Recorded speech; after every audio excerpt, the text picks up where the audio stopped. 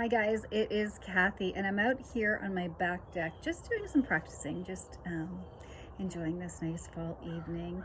And I thought I would share with you my favorite yoga mats. A lot of times as a yoga teacher, I will get asked what yoga mat I buy, what yoga mat I recommend. Lots of different questions, lots of different yoga mats out there. So I wanted to give you my 2 cents on that. First thing to know is the original yogis, thousands of years ago, had no mats.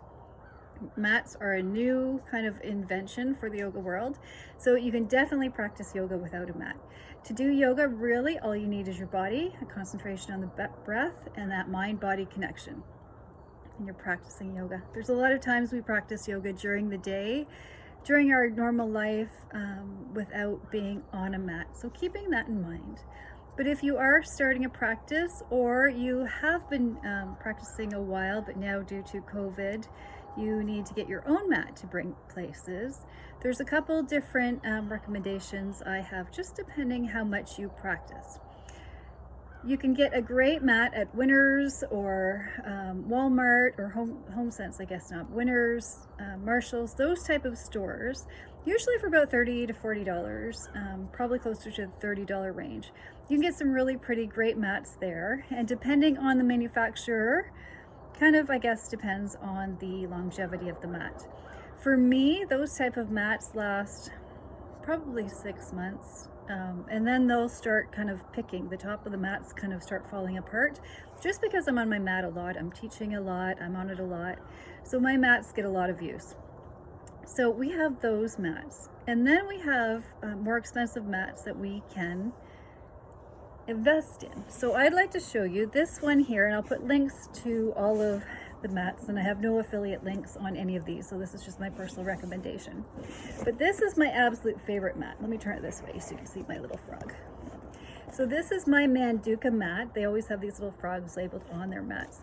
This is the Pro. It is the thickest mat that I can get. I believe it's a 6mm thickness on this. I like a nice thick mat, especially when I'm practicing. We have the comfort on our knees that way. A lot of times I'll even double up on my mats just to make sure that my knees are nice and comfortable.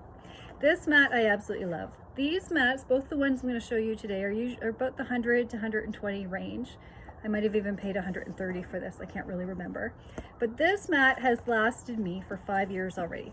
I have no picks, no pulls. It's in perfect shape. It's in the same shape as it was basically the day I got it. So this longevity of this mat is perfect. Take it everywhere with me. I practice with it all the time. When I'm teaching at Mavati or at the schools around here. Anytime I'm inside doing my own practice or taking teacher trainings, this is the mat that I take. So again, it gets a lot of use and it's perfect, no wear and tear. The only thing I didn't like about this at first, when I first got this, there was almost like a layer of film on top of this that I had to wear off. It was very slippery at first. So I didn't grip to it very well. So probably for about the first month or 2 months at the most, in my down dogs, I would find myself a little bit slippy. But nothing since then. It's a perfect mat. And like you say, this is, I have to say, even though the other one, this is my absolute favorite. I would definitely buy from Manduka again. They do have a hot yoga mat on their website, I noticed. So maybe one day. Another mat I bought, the Manduka, just so you know, I bought this in 2015. So like I say, this has been around for 5 years. Perfect. Nothing wrong with that. So if you take your $30 investment, even once every year, you know, you're better off maybe investing in a better quality mat if you're going to be using it a lot. This yoga mat here is my outdoor yoga mat. So this one has a really interesting texture to it. I'm not sure if you can see that. I guess maybe you can. So we have jute in between. This mat is a rubber mat with jute in it. This this yoga mat company is called, you can tell what I've been doing today, working on my computer on my real estate. So this yoga mat the company is called Eco Yoga. I probably got this mat in 2017. I got it at the yoga conference in Toronto. So I think they're based at the UK, but they do have a place in Canada that we can order from. So these ones are super cool. I love this. The texture on this is great. It's a little bit of a thinner mat than my Manduka mat. but still for outside, it's really, really nice. A lot of times outside, you will be practicing maybe on a lawn, on the grass, even with my porch here. This one I would definitely double up just to kind of give myself a little bit more comfort. The bottom's kind of cool. Like I say, the top, the texture is really cool. The wear on this is great. And it's 100% natural, you know, made from natural substances, the rubber and the jute. So this one, again, is super cool. My only complaint with this one, when I first got it, kind of smelled like a tire smell to me. It had that rubber smell. That's why I kind of started using it for my outdoor yoga mat. It doesn't smell as bad now. We still have a little bit of a rubber smell, but really nothing really to say at all. It'd probably be one of those things, if I didn't tell you, you wouldn't know. So my outdoor yoga mat. This one actually washes up perfectly too. I can hose it down. I'll take it out to goat yoga, or I'll take it out to alpaca yoga, and I don't have to worry about this at all. The next thing I wanted to show you, sometimes when I tell people, you know, go out and buy the thickest yoga mat that you can find, nice and comfortable for your knees, they might buy something like this. This is actually a Pilates mat. This is not a yoga mat.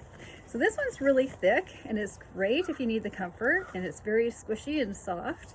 But at the same time, if you are trying to do your down dogs or anything on this, this has a give to it. It has a stretch. So it's going to be very hard to do any of your down dogs, your standing poses and your warriors where you're pushing into the mat. You're not going to have the stability on this as you would with a yoga mat.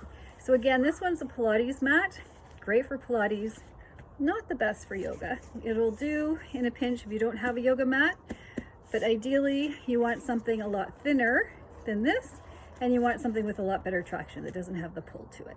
So that's another way, if you can't quite remember, you know, if you grab a corner of the mat when you have it in the store, if it has give to it, it's probably a Pilates mat. If you take, and I'll even go to my Manduka here, if I try to pull on this, there's no give to it. It's solid, it's firm. So I will, like I say in the blog post, let you know, I'll put the links in for these two of my favorite yoga mats.